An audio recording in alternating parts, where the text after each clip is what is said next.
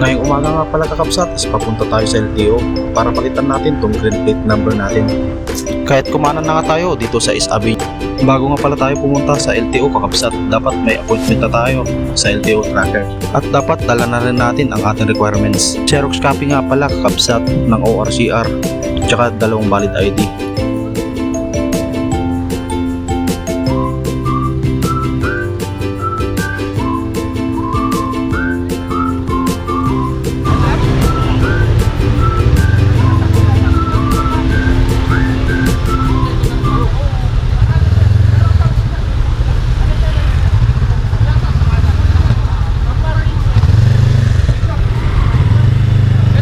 Career hub sir, saan po yun?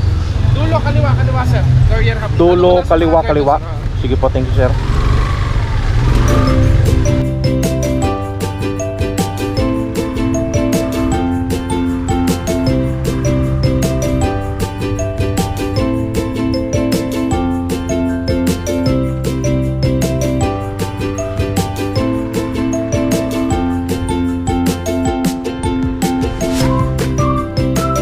Sir, saan po yung career hub? Career hub, dito na yan sila ngayon, sir. Sa Yakin. Dito na po. Saan po pwede mag-park sir? Yung exit na, sir.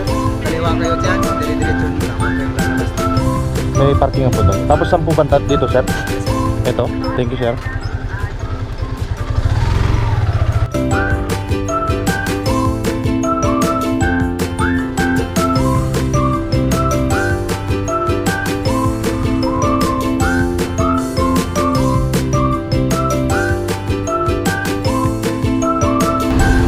Sir, saan pwede mag-park? Dulo lang po. Diretso kaliwa lang.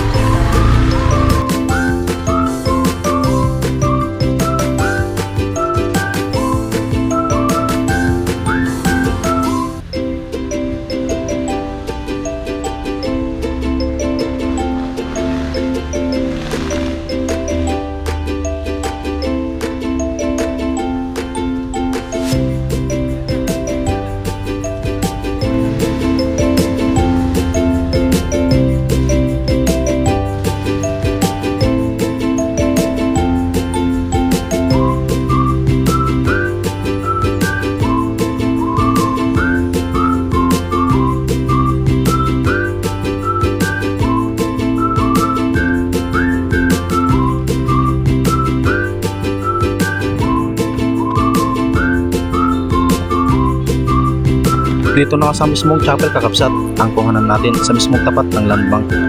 Pagdating mo pala dito kakabsat, isabit mo lang ang requirements mo at maghintay lamang ng 30 minutes